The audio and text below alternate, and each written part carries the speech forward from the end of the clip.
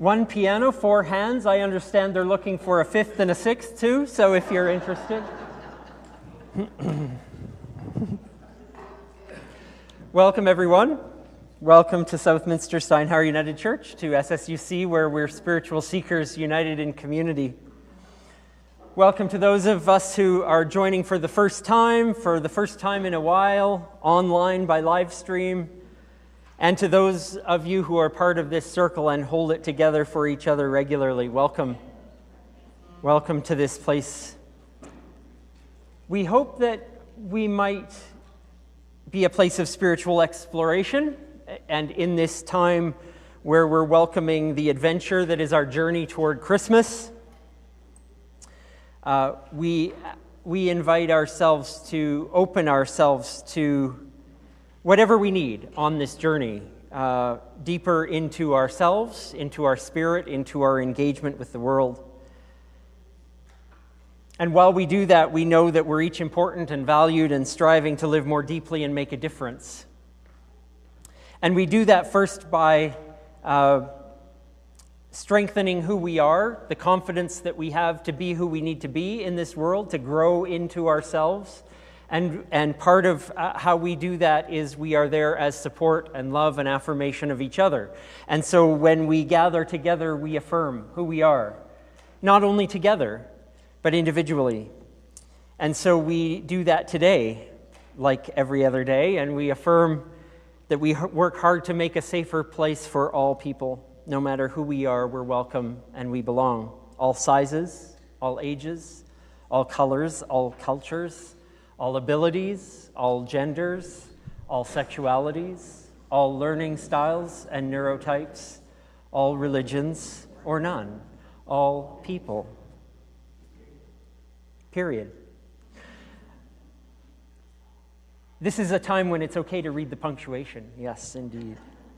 That's our commitment to our expansive and affirming journey, and welcome to each and every one of you gathered this morning. It's good. Pretty soon we won't need that. We'll just say it all without even needing the words in front of us, which is a lovely way to express who we are and who we're becoming.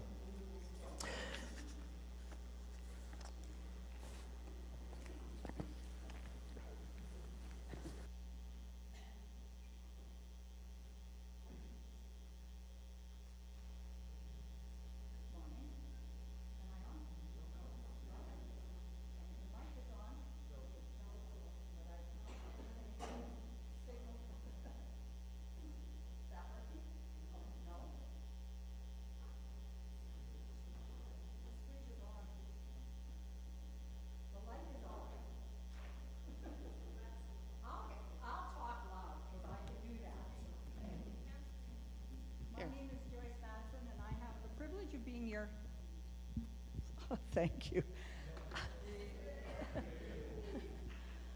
Your gathering companion this morning, and my pronouns are.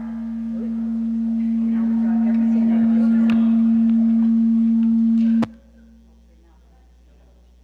Go back to yellow. Okay. Okay. Good thing we all can follow orders. And I have no idea what goes on back there, so whatever they're doing, I will just do as they tell me to do. So this morning, as part of the land acknowledgement, I want to share some of what I've been learning as I've been doing some reading.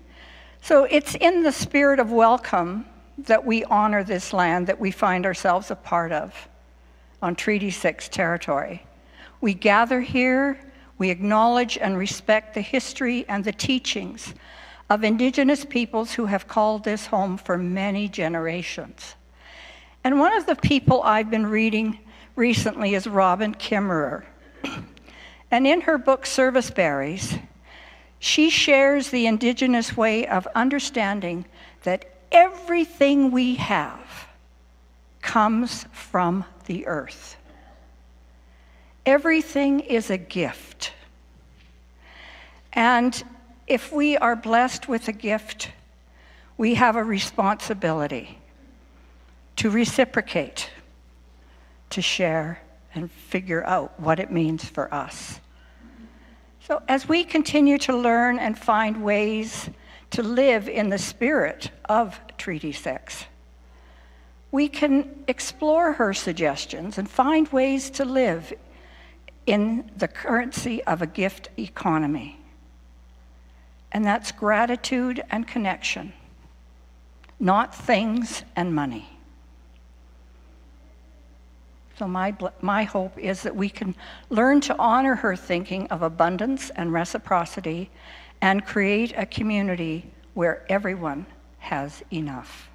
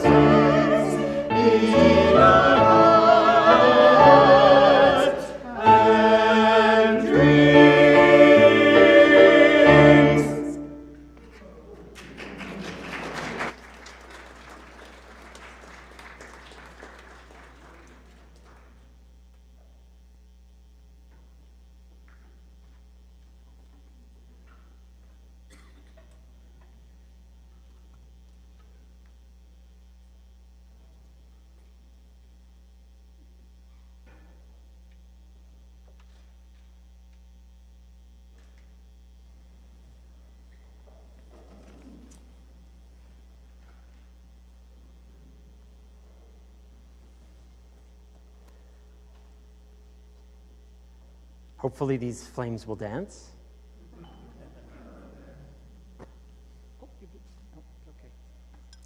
I have done that before. We light our community candle this morning to recognize that whatever journey that we're on toward Christmas, whatever journey we've embarked on in life, we take each step knowing that we have love and support of community. Again, we light a candle for hope. Hope needed in our lives, hope we give each other, hope for our world.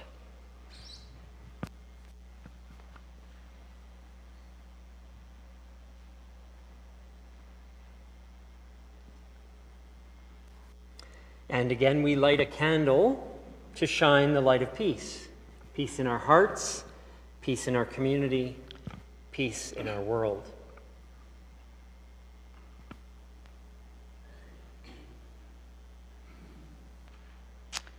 And today we honor joy, not mere happiness, but a joy deeper than sorrow and stronger than fear.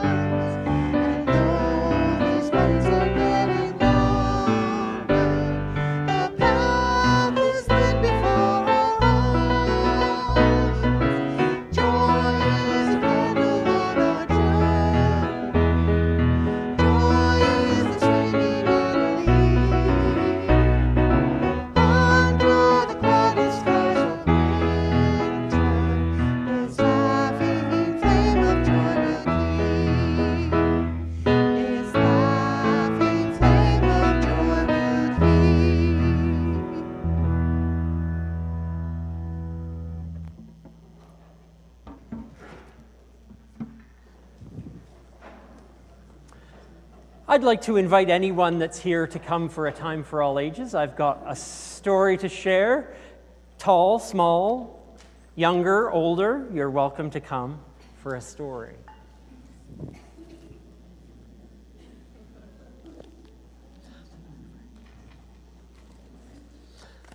Hi, guys. Hello. Can you do that for me, please? Okay. Oh, nice and close. You can see the book. This book has a really simple title. It's only 3 letters. It's called Now.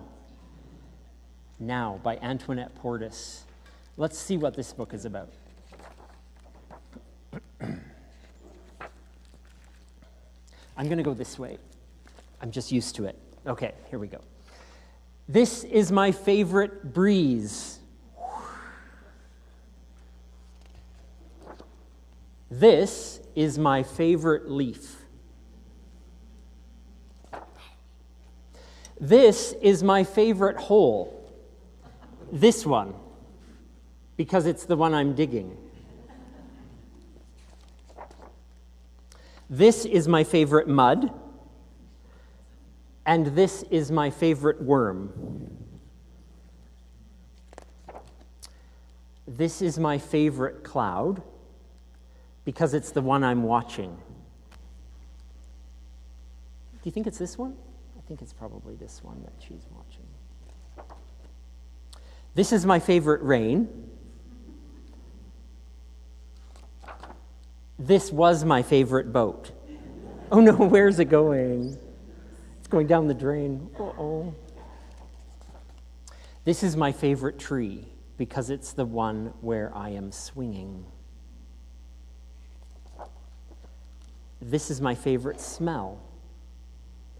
This is my favorite bird. Jerry the bird. And this is my favorite song because it's the one I'm singing. Oh. This is my favorite gulp. This is my favorite bite. This is my favorite tooth because it's the one that is missing. This is my favorite hug.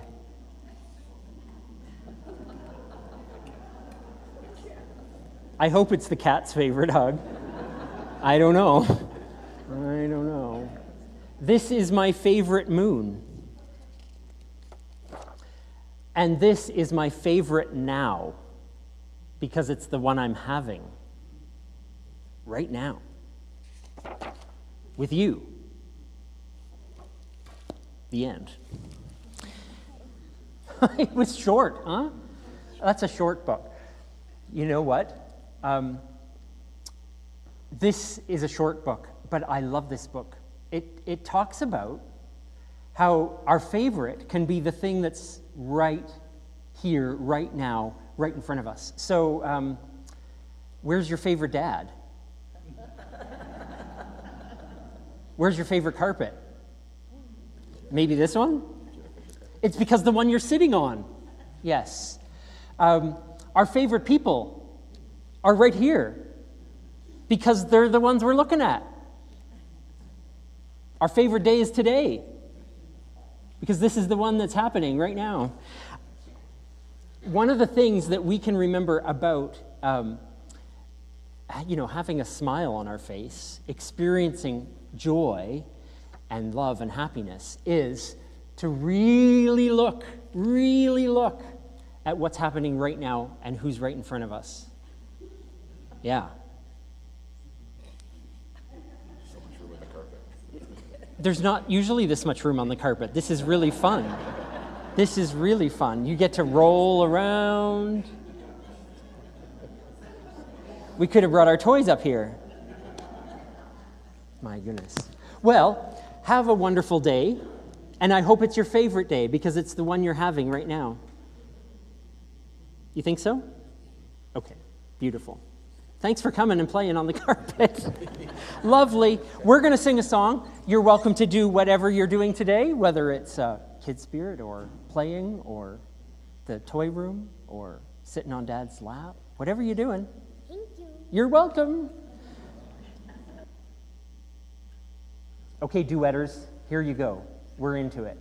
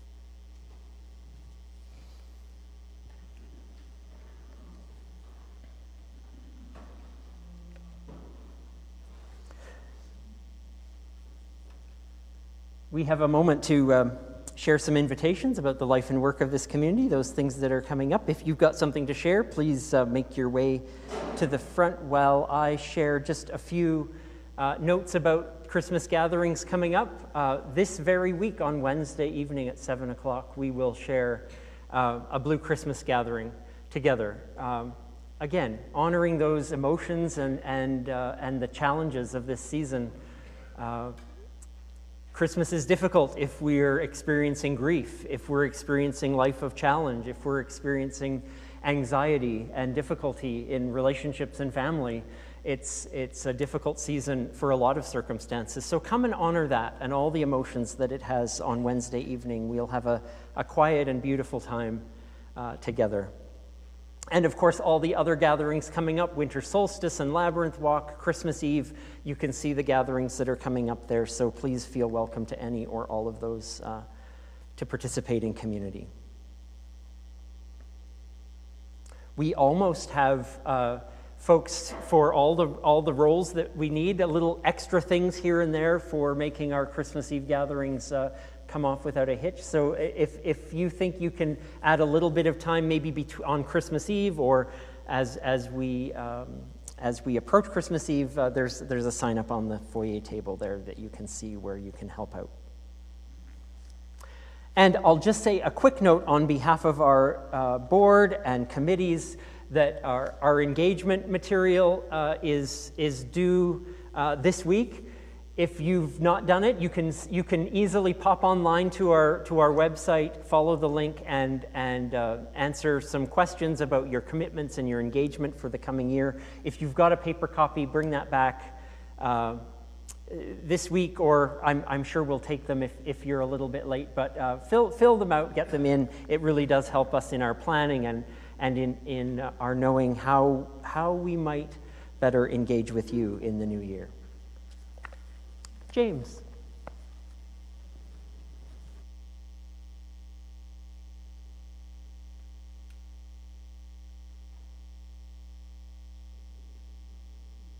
Oh, I see the issue. Oh, hey. Hey. All right. My name is James Schmope. Pronouns are he, him. And on behalf of the Affirm Committee, I'm here to talk about our holiday potluck dinner. So, once again, the holiday really refers to the folks putting it on, not who we're expecting to see turn up. So you do not need to be part of the 2S LGBTQIA community to attend, or the queer community to attend. If you don't have holiday plans, Christmas plans, dinner plans, we'd love to see you. So some of the details or logistics of the event, it is on December 25th. Doors will open at 4 p.m. The meal begins at 4:30. We're going to have some activities, so some crafts, some games that will be available the whole evening, and there may be a movie that starts after the meal. So if that's appealing to you, please come. For volunteers, wow, y'all are amazing. Like truly, truly amazing. We have inexplicably all of the volunteers we need. If you would like, I'm honestly amazed, and I'm so grateful to you folks. Like seriously, Christmas Day, wow. Yeah.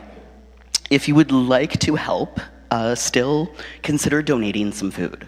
I know I've had some folks question what type of food, do we want it heated or not heated?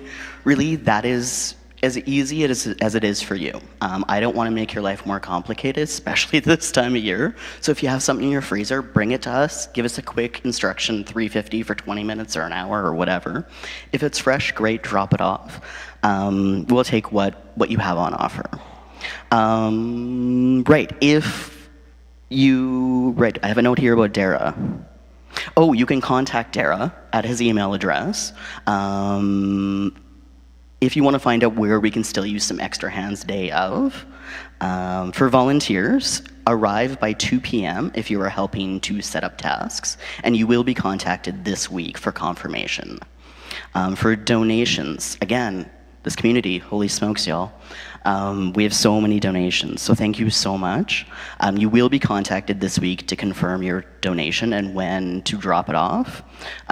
We have a lot of stuffing, like loads. We don't need any more stuff. Like, I love it, but we don't need any more stuffing. It's a lot. Yeah, I think that's all. So if you have any questions, if I'm around, if I can answer it, I will. If not, I'm really gonna just shuttle you over to Dara. You can email him. And yeah, thanks again so much, folks. We really do appreciate it.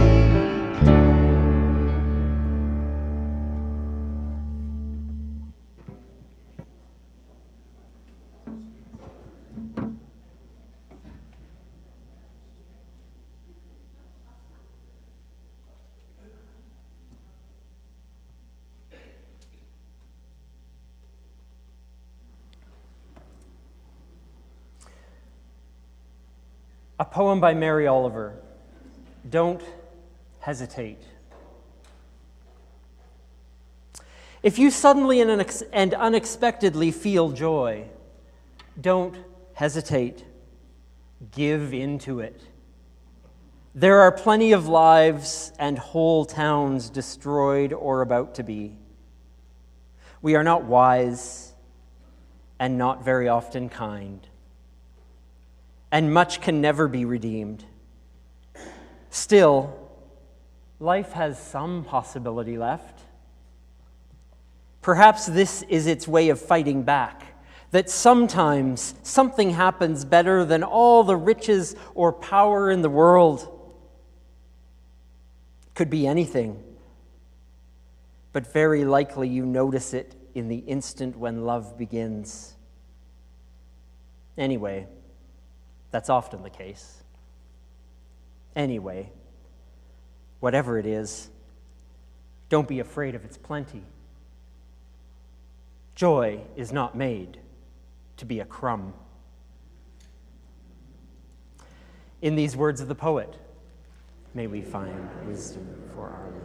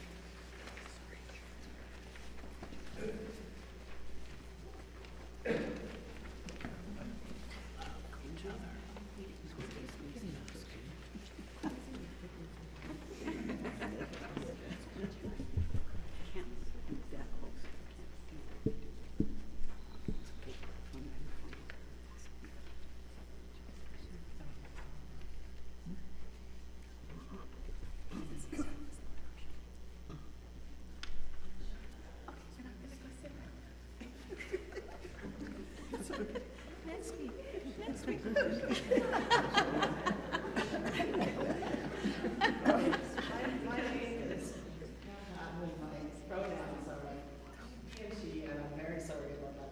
No, that's it. I was just apologizing to the people here. Sorry, Laura.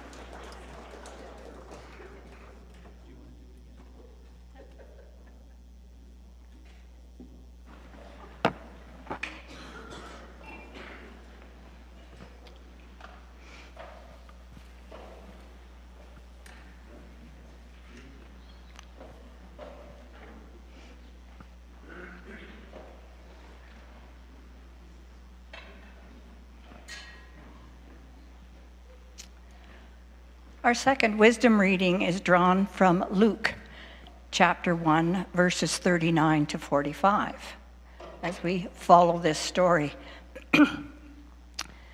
Mary got up and traveled to a town in Judah in the hill country, straight to Zachariah's house, and greeted her cousin Elizabeth.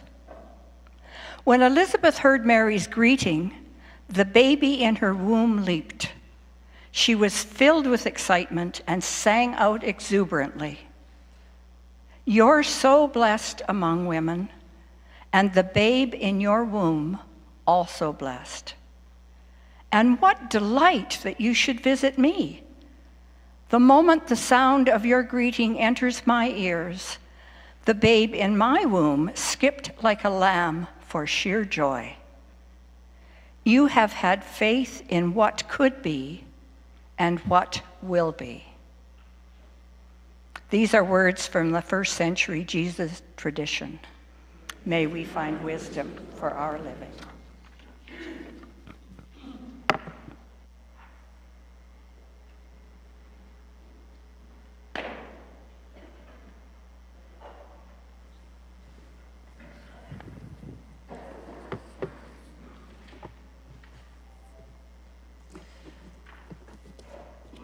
Okay, we've had two beautiful wisdom readings that were both our favorite as we were hearing them, because they were the one we were hearing.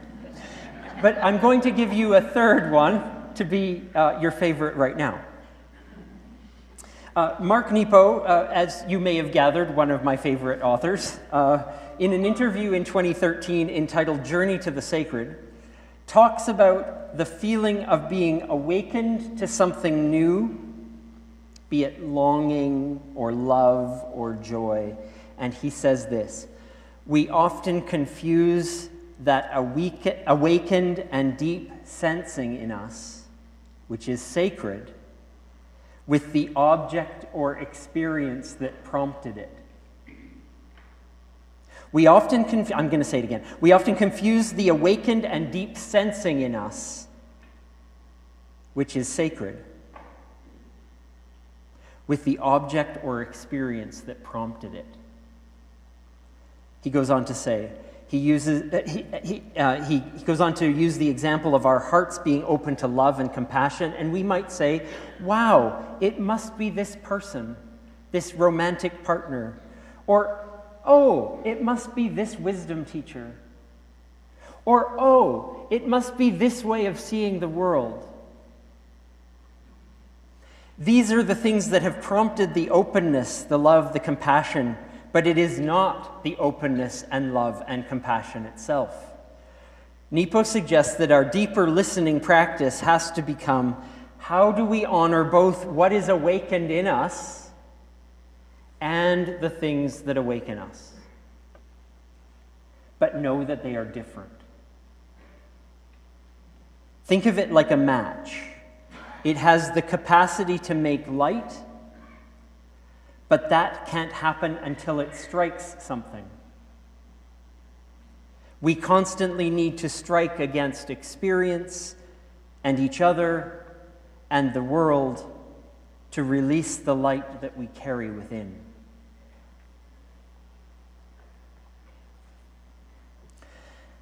I find this really helpful wisdom because it gets at the heart of how we think about awakening to all of our values. Today, I'll ask your permission if I can apply it to the theme of joy.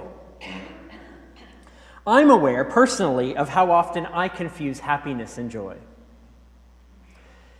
And maybe it's just a bit of subjective wordplay here, because honestly, we can ascribe different layers of meaning to different words depending on our experience. But for me, this works. I'm wondering if the difference between happiness and joy is what Mark Nepo has pointed us to. There is this thing that awakens us, and there is the awakening. There is the thing that sparks joy, and then there is the joy. It feels to me that happiness is the conduit.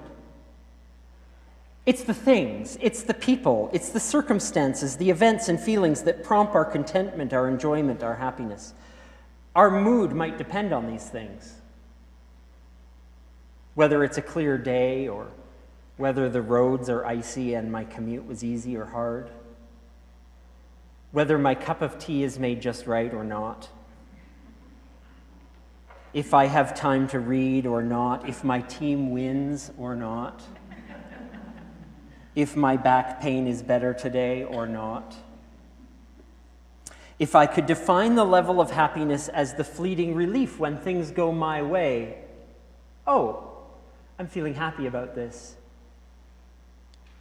And I wonder if joy might be something deeper. Could joy be the awakening to an enduring attitude, an inner conviction that doesn't depend on the circumstances? How do I feel if all of those things I just listed go wrong for me in the day? How am I feeling? Maybe joy doesn't need to be prompted by the people or the events or the things of our lives, but joy is something we develop, that we cultivate within us, a kind of, quote, heart strength that steadies me, especially when things don't go my way. I can be happy and have joy, but I could also be sad and have joy. It sounds for us in our language like an oxymoron, but I would like us to feel like perhaps when these enduring themes and values of this season, like hope and love and peace and joy, when we talk about them, we're talking about more than surface level. I love that someone has embroidered this. Mary Oliver writes, if you suddenly and unexpectedly feel joy, don't hesitate, give into it. It's not meant to be a crumb.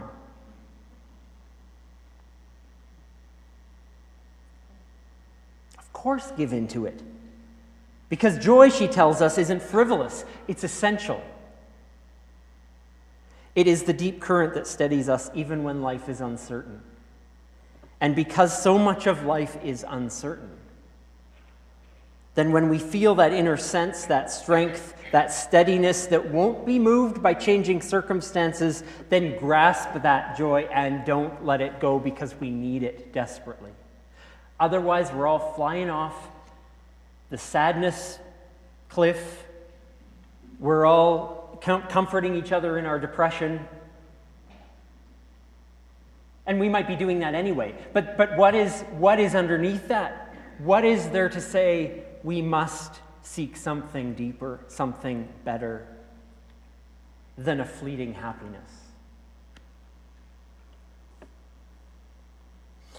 And joy isn't about denying hardship either. It's about tapping into courage that allows us to accept life's unfolding, even when we don't know what comes next. And I think, like our children's book suggested this morning, that it's in the noticing. It's in the noticing. When something happens better than all the riches or power in the world, it could be anything, the poet writes, whatever it is, don't be afraid of its plenty. Joy is not made to be a crumb. It's right in front of us. It is the thing we're doing now. It's the person in front of us now. It's the way I'm feeling now.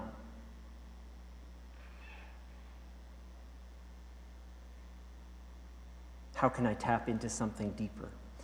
In the story of our tradition, Mary embodies, and there's hints that she embodies this kind of joy. Her circumstances were complicated, frightening. Young woman finds herself pregnant with a husband that she fears will leave her, a fiancé at that point, I guess. And wondering if her life is now ruined. Yet her strength comes through in her singing, in her connecting with her cousin, that they support one another in their shared hope for something to come of this. It was courage, it was gratitude, it was the presence of the moment, and she was somehow, as the story goes, accepting of life's unfolding. And did so with resilience. And together, her and Elizabeth are able to reinforce this resilience and to say, this is all so strange, isn't it? You're pregnant, I'm old and pregnant. What the heck is going on here?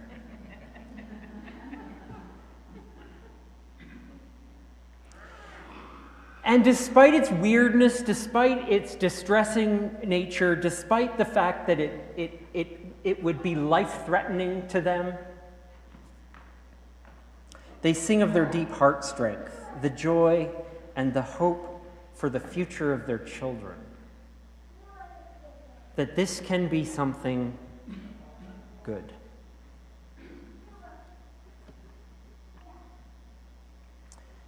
Something shifts in us, I think, when we start to dig down deeper than our fleeting happiness, the things of our day that make us feel one thing or another, and when we dig down toward a more enduring joy. to some kind of strength that lives within us, a strength, a constancy that says, yep, this coffee's terrible, someone rear-ended me, my relationship with my sister's in the toilet, whatever it is, that we can find a constancy through whatever life throws at us and begin to say, oh, I am me. I have an inner heart strength that will see me through this. And if I'm not feeling it, then I'm going to cultivate it. And I'm going to call it joy. And in it, we begin to find a gratitude that replaces fear. We begin to find community that replaces isolation.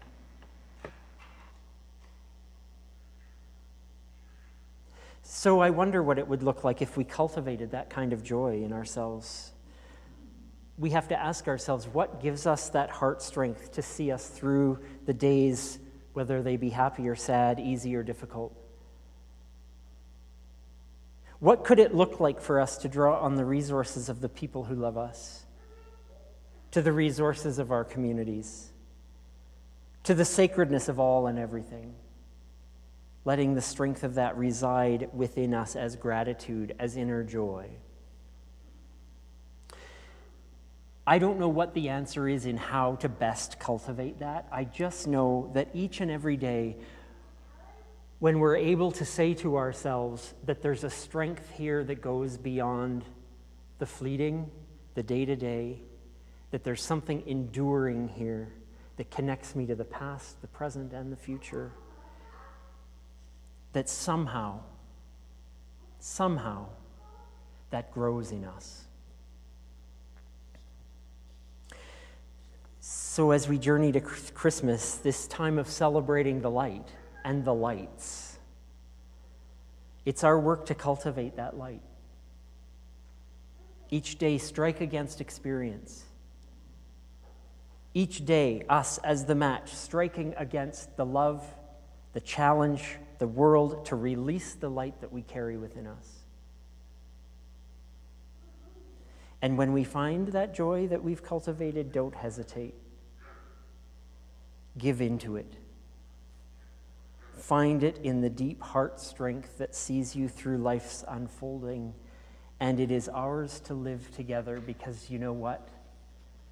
It is abundant. It is not a crumb.